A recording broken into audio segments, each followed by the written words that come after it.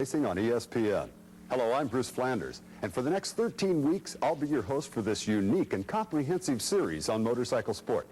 In upcoming editions on the best of American motorcycle racing, you'll see everything from Grand Prix road racing to outdoor motocross to hill climbing. For our opening show, however, the subject is production-based road racing. This is the Suzuki GSXR. This is a Suzuki Katana. You can buy them at your local dealer for a ride around the block, or you can buy them to race around the track.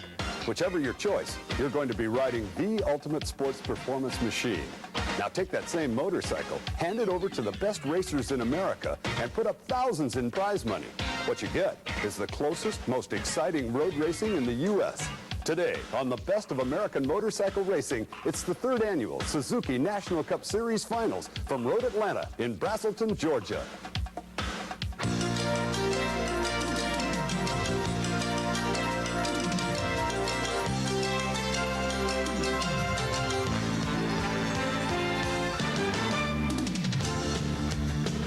In the four-wheel arena, the International Race of Champions Series, or IROC, pits the best drivers against each other in identically prepared machinery.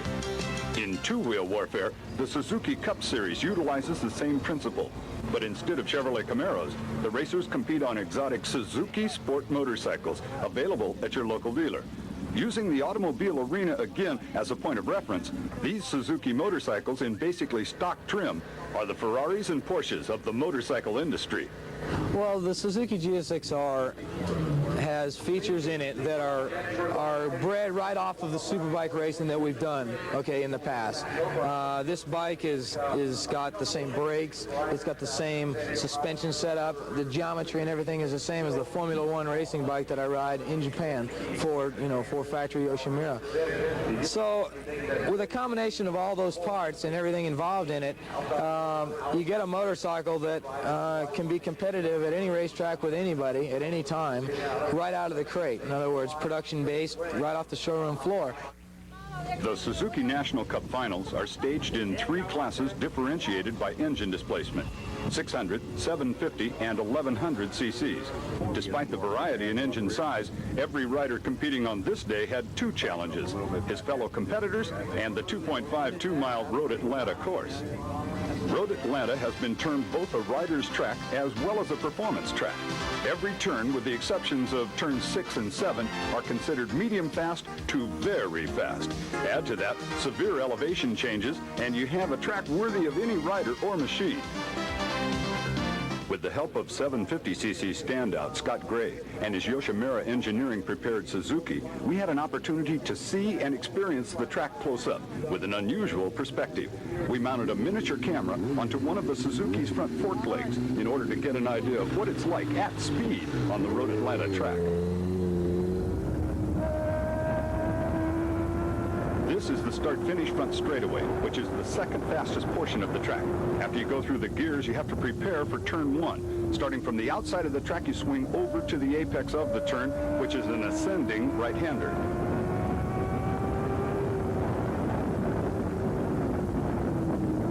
Turn 2 and 3 come next. A quick bank to the right and a flick to the left. You're heading downhill after you exit turn 3. Turns 4 and 5 make up the famous Road Atlanta S's. At the end of the S's, which is turn 5, you start uphill again. Road Atlanta is a very fast track with constant elevation changes, similar in character to West Coast tracks like Sears Point and Laguna Seca. This short straight leads to the slowest portions of the track, turns 6 and 7. Both turns are 90-degree right-handers that are connected by a short chute. It's really important to keep your momentum up here because the back straightaway comes up right after you exit turn 7. Lost RPMs here translate into lost miles per hour at the end of the straight. The back straight at Road Atlanta is one of the longest and fastest in the U.S. On a 750cc motorcycle like the one Scott Gray is riding, speeds approach 150 miles an hour. When you peel off in there, it's really a rush. You know, you're going 145, 150 miles an hour, leaned over and accelerating down the hill, and then you shoot up the hill, and you get an incredible rush. The Nissan Bridge, or Turn 11, is very tricky because you exit onto the slippery painted surface, which highlights the entrance to the pits.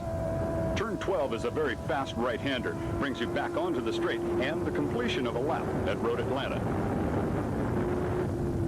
When we return, we'll drop the green flag on the 600 and 1100cc class finals. In addition to Suzuki prize money, lucrative contingencies from Dunlop, Kushitani Leathers, EBC Brakes, and Calguard Lubricants will be up for grabs.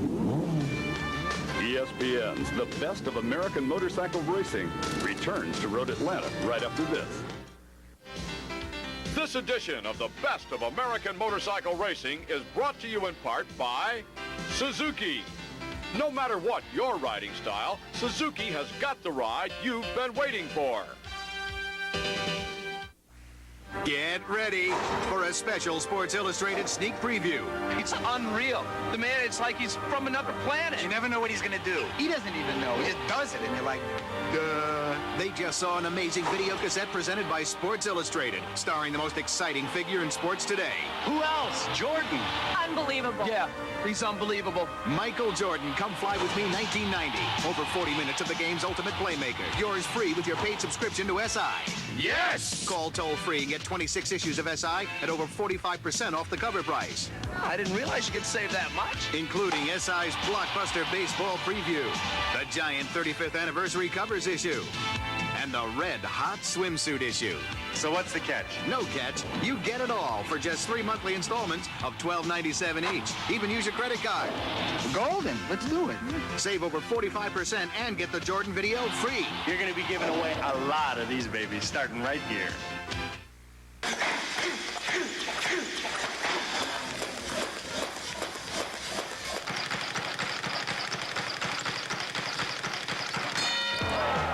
ESPN is your ringside seat for a middleweight face-off.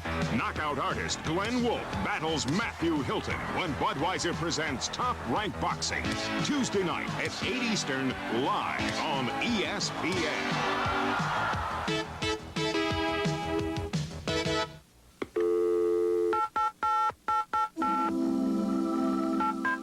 The best relief from this hectic season is a jingle away. Ring in the holiday in 30 minutes or less. Domino's Pizza. Nobody delivers better. This ESPN program is brought to you by Domino's Pizza Incorporated. Hot, fresh, delicious pizza. Domino's Pizza. Nobody delivers better. Welcome back to the Suzuki National Cup Finals from Road Atlanta. I'm Bruce Flanders, and you're watching the 600cc Katana class on the grid, waiting the start of their 12-lap battle. The motorcycles in this race are all Suzuki Katanas, with engine displacement of 600 cc's. The double overhead cam, 16-valve four-cylinder, air and oil-cooled power plant pumps out the horsepower for the 430-pound bike. 17-inch wheels, front and rear, a 6-speed transmission, and a race-developed chassis are just some of the components responsible for the Katana's impressive track performance. At the drop of the green, it was Denton, Texas native Doug Pohlin, number 23, who took the lead. Pohlin is the premier production racer in the U.S. The 28-year-old rider has collected more Suzuki National Cup contingency money than any other rider since the series' inception back in 1986. Pohlin's weekend did not start out on a positive note, however. Practicing for the 600 race, Pohlin crashed hard. His tattered leathers were vivid evidence to his fall. They were adorned with souvenirs of his mishap, road rash, and that famous red Georgia clay. His Suzuki Katana motorcycle also displayed battle scars, but was quickly put back into ship shape by his crack Yoshimura crew. Back to the action and lap 2 of the 12-lap affair. It was on this lap that race favorite Doug Pohlin dropped out of the competition with mechanical problems. After all that adversity in practice, Pohlin's courageous effort in the 600 final went out the window due to a front brake failure. At least he went out on 2 wheels. That's more than I can say for these two guys who dumped their Katanas big time. Neither rider was seriously hurt, and corner workers were on the scene in a very quick and professional manner. With Pohlin out of the picture, the lead was being contested by 3 riders. Number 4, Dave Sadowski from New England, hometown rider Paul Bray, number 11, and Louisiana's Jamie James, number 58. Lap after lap, these 3 substantiated the Suzuki Cup founding fathers' premise that equal machinery breeds tight competitive racing. At the halfway point, it became obvious that Sadowski was hooked up. The veteran rider began to slowly ease away from Bray and James, little by little, lap after lap. Enter number 280, Britt Turkington. who cut his way through the pack in impressive style. The Texan put himself right in the midst of the battle for second with Bray and James. As the laps wore down, it became clear that only a major mistake on the part of Sadowski would prevent the New Englander from taking the checkers and the $5,000 of Suzuki prize money. The battle for second was also being settled as the laps wore down. Bray had dropped off the pace, leaving James, number 58, and Turkington, number 280, to duke it out for runner-up honors. In the end, Sadowski took a well-deserved checkered flag, while Turkington nipped James for second. The top 5 finishers looked like this: Sadowski first, Turkington second, James third, Paul Bray held on to fourth, and Georgia's Scott Russell rounded out the top 5. Here's how the top 5 divided up the Suzuki payout. Sadowski netted $5,000, Turkington $3,000, Jamie James $2,000, and Bray and Russell $1,500 and $1,250 respectively. A total of $20,000 went out from first to 20th. Sadowski was a very happy man after taking the checkered flag. He had come so close the previous 2 years, but this win marked his first ever victory in the Suzuki National Cup Series finale. Sadowski was in such a good mood on the cool-off lap that he offered a stricken Doug Pohlin a ride back to the pits. It may not have been comfortable, but it sure beats walking. In the winner's circle, Sadowski talked about his early race battle with longtime rival Jamie James and his elation after finally winning one of the big ones. It was fun for a while. Jamie James and I have been hitting each other all year up at Loudon and such. It sort of brought back some memories, but this time I got away with the hits, so it was a lot of fun out there. These 600s are just a ball to ride. You just hold them wide open all the way around the track and shift it, but I'm really glad I finally won a GSXR event. Next up, a look at how the 1100cc final panned out. These are the big boys. The Suzuki GSXR 1100 weighs just a few pounds more than the 600 Katana, yet has 450 more cc's of Suzuki muscle. 18-inch wheels front and rear and a 5-speed transmission are standard. Also standard is the power and handling that has made this motorcycle the choice among big-bore road racers. Like the 600 race, the 1100cc contest would be a 12-lap affair. And like the 600 event, the 1100 final saw number 23 Doug Pohlin jump into the lead as the field funneled into turn 1. That advantage was short-lived, though, as Atlanta resident Mike Harth, number 88, took over before the completion of the first go-around. Harth is a veteran rider who knows Road Atlanta like the back of his hand. Pohlin was not about to let Harth have his way, though. With yet another $5,000 to go to the winner, Pohlin set up camp on Harth's rear wheel. Meanwhile, another Atlanta resident and potential race winner was taking himself out of the picture. Paul Bray decided to test his motocross skills on lap 2. Later, the young lion would claim he was nudged off the track. Whoever was to blame, Bray paid the consequences. The Harth-Pohlin battle continued during the second lap until the lead duo hit the back straight. Entering turn 9, Pohlin drafted Harth, snuck inside, and powered by. That move was to be the race-winning pass. Pohlin would never relinquish the lead. As the race progressed, Pohlin began to inch further and further from Harth. Back in third, number 22, Scott Russell, yet another Georgia rider, and Louisiana's Jamie James, number 58, were engaged in handlebar-to-handlebar warfare. Back up front, Pohlin was riding his usual race, smooth and precise, rarely out of control. It appeared as if Doug Pohlin wasn't even trying, although the stopwatch indicated otherwise. Pohlin has come a long way since his recommitment to racing in 1986, which coincided with the inaugural year of the Suzuki Cup Series. Both he and the Suzuki Series have enjoyed mutual growth and success. Still, Pohlin has not let grass grow underneath him. Although he's close to realizing his potential on the track, he's come to recognize the importance of the peripheral aspects of racing that keep a rider in the sport for a long time, or at least long enough to make a lucrative living. Pohlin outlines the 2 most important lessons learned during his meteoric rise to prominence. A combination of 2 things is riding on better equipment and also trying to work with doing a little bit more public relations and working with sponsors a little bit more to kind of help promote myself, which will then, in turn promote the sport, because my name is related with the sport. So the sport will go right along with it if I can promote myself also. So I think that's one of the bigger things I've learned since 86 and 87. Learning to win important money races is another thing Pohlin has learned very well. As I stated before, Pohlin has won more of these National Cup races and taken home more Suzuki money than anyone in the series' history. Meanwhile, behind Pohlin, some of the new generation riders were making it difficult for veteran Mike Harth. number 22, Scott Russell, and 58, Jamie James, caught up to Hart, and the trio were in a dogfight for the 2 remaining winner's circle positions, not to mention a better payday. Second was worth $3 grand, third $2 grand, and fourth $1,500, so any wrong move would be costly in earnings as well as reputation. When it came down to the final lap, Poland breezed by to take the checkered flag, while behind him, Jamie James edged Hart for second. Scott Russell finished a disappointed fourth.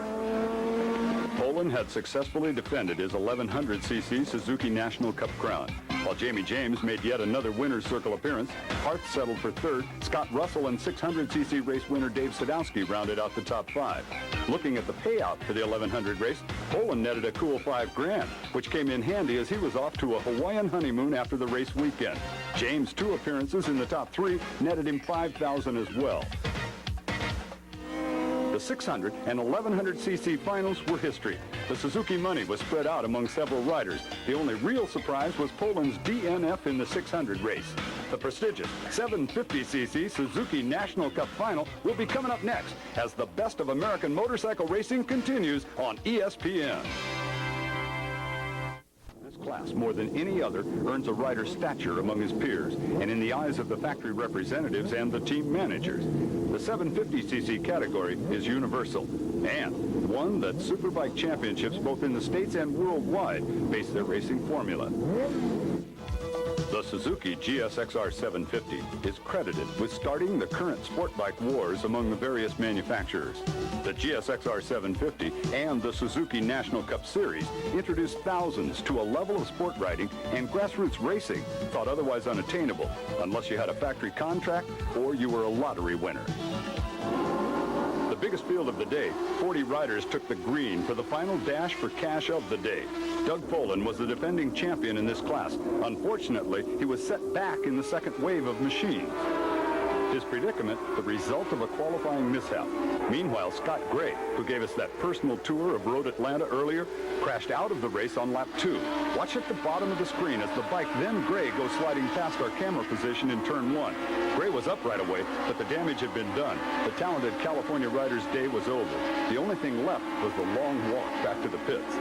With Gray out of the race and Poland working his way back through the pack, number 22 Scott Russell took over the point. He had been among the leaders in the other money races, but he had yet to make the winner's circle appearance. Dave Sadowski, the New England rider now living in Georgia, had tasted the champagne in winner's circle and thirsted for more. He was lying in second, unchallenged from behind, but not making any inroads on Russell's lead. Then, before anything had a chance to get settled, Georgia's Cam Roos was involved in this horrific accident, entering the very fast turn 12. In slow motion, you can see the back end of the motorcycle already beyond the recovery point. Roos is high-sided over the top of the machine and hits the pavement hard. Both he and the bike then careen into the hay bales. Fortunately for Roos, the 430-pound machine didn't ricochet back on top of him. Roos suffered no serious injuries after being checked out later that afternoon at a local hospital. The Roos accident prompted a red flag and a race stoppage. Track officials wanted to take all the time necessary while tending to Roos and repairing the damage done to the hay bales and the tire wall. Sanctioning body officials from the Western Eastern Road Racers Association and the medical staff on hand performed in a professional manner as they had all weekend. As I mentioned, WERA hosts this year's final. During the racing season, they are one of the clubs that stage regional races to qualify for the Suzuki National Cup Finals. Let's take a few moments and acknowledge all the racing clubs that make up the Suzuki National Cup Racing Network. Western Eastern Road Racers Association, serving the Southeast and Mid-Atlantic region, the Mountain Road Racing Association, working out of the Boulder, Colorado area, the Oregon Motorcycle Road Racing Association out of Portland, Oregon, the Washington Motorcycle Road Racing Association, serving the Seattle, Washington area. On the West Coast, you have the American Federation of Motorcyclists North and the American Federation of Motorcyclists South. Both serve the hotbed of racing in California and neighboring states. And finally, the American Motorcyclist Association Championship Cup Series, which is based in North Carolina and sanctions races all over the U.S. When the best of American motorcycle racing continues on ESPN, we'll conclude our coverage of the Suzuki National Cup Finals with the restart of the 750cc final. Best of American motorcycle racing is brought to you in part by Suzuki. No matter what your riding style, Suzuki has got the ride you've been waiting for. Welcome back to Road Atlanta. I'm Bruce Flanders, and you're looking at Doug Poland, sitting way back on the second to the last row of the grid. On this restart, Poland will again have to risk it all in an attempt to get up to the lead fray. The first wave is off. The second wave is about to go off. Poland revs his engine, and away he goes, threading his way through the pack. It was going to be a monumental task for Poland just to get into the top 15. Most eyes were focused on Poland's dramatic charge. Others were watching Road Atlanta ace Mike Hart assume the point, ahead of number 22 Scott Russell and number 4 Dave Sadowski. By lap 3 of 12, Russell had moved by Hart, while Sadowski was desperate to get by the number 88 machine as well. Lap 4 saw Sadowski's wish come true as he and leader Russell began to pull away from Hart and the rest of the field. It was appropriate that Russell and Sadowski should decide the outcome of the 750 final, since they were in a similar posture prior to the stoppage of the race. After several meetings, track officials decided to run the entire 12-lap distance on the restart, so Russell and Sadowski would actually battle for several laps more than the record book would eventually indicate. These two riders represent the old and new guard of production racing. Although only 25 years old, Sadowski has been around for several years and has several more good years ahead of him. Russell, on the other hand, is very young in the sport and has shown signs of brilliance. Many feel the Georgia-based rider could be this country's future Superbike champion. Prior to the race, the slow-talking, fast-riding Southerner talked about what it would mean to win here at the finals. It would mean a lot to me because I've been laid up for the last 4 weeks with a broken kneecap, and I didn't even think I was going to be able to ride. And it's really come along in the last 2 weeks, and I can ride. And for me to take one checkered flag, I'd be the happiest thing on the earth. I think at the time. While Scott Russell and Dave Sadowski played out their 100-mile-an-hour chess game for the lead, Doug Poland was charging like a man possessed. Maybe he wasn't going to catch the leaders, but he was going to make sure everyone would ask the question afterwards, what if Doug Poland had started with the race favorites in the first wave? Poland's throw caution to the wind riding eventually netted him an amazing 8th place. Not bad for starting on the second to the last row of a 40-rider field and having only 12 laps or approximately 20 minutes to catch up. Up front, Russell began to sense a closing Sadowski as the final lap began. Any mistake by Russell, and Sadowski would pounce. Any miscalculation in braking, any vagueness in shifting, any hesitation getting by a back marker could open the door for Sadowski. As the two headed towards the Nissan Bridge, traffic was up ahead. Sadowski closed, hoping the slower bike would somehow take away Russell's racing line. Russell did not waver. As they headed down the hill, Sadowski's rear twitches wildly. He was definitely on the edge. Russell had the momentum. It was his race, although he too got a little squirrely as he took the coveted checkered flag. This was Suzuki Cup racing at its best. Third place went to Cal Rayburn III, who put in a smooth and mature ride. The only performance that was better than Russell's race win was Russell's cool-off celebration. It was obvious that this young rider was thrilled to take home the 750 crown. His feelings were well-founded. His win on that fall afternoon in Georgia helped land him a pro factory ride with the powerful Yoshimura team for the 1989 Superbike season. Not bad for a kid with only 2 full years of racing under his belt. In the winner's circle, he spoke to Motor World's Dennis Torres about holding off a determined Dave Sadowski despite a painful leg. I was hurting a little bit and got tired, and he took advantage of it, and he passed me coming down the back straight on the last lap. I kind of shut the door on him in the dip, held him off somehow or another. Well, what are you going to do with all that Suzuki money? I need to put it in the bank, I think, and try to live off of it for the next 3 months. Congratulations. Thank you, Dennis. A look at the final results show Russell, Sadowski, and Cal Rayburn taking the top 3 honors. Jamie James capped off a good day by missing his 3rd winner's circle appearance by just 1 place, and Wisconsin's Scott Zampak finished in the 5th spot. The payouts for the 750 final were the same as in the other races. $5,000, $3,000, and $2,000 to the top 3. 4th place finisher Jamie James was the big winner of the day. His combined finishes in all 3 races earned him $6,500. Scott Russell is definitely a rider on the way up, in the same mold as Doug Poland before him. Add Dave Sadowski, Jamie James, Cal Rayburn, Mike Hart, and other top Suzuki National Cup riders to the list, and you come to the conclusion that road racers are alive and well in the U.S. But if it wasn't for an inexpensive yet challenging series like the Suzuki National Cup, it's doubtful that any of these riders would have developed so quickly and so proficiently. Whether you're an aspiring racer, a racing enthusiast, or a weekend warrior, let's give a collective thanks to American Suzuki for this unique and accessible series. Long live the Suzuki National Cup. For the best of American motorcycle racing, I'm Bruce Flanders.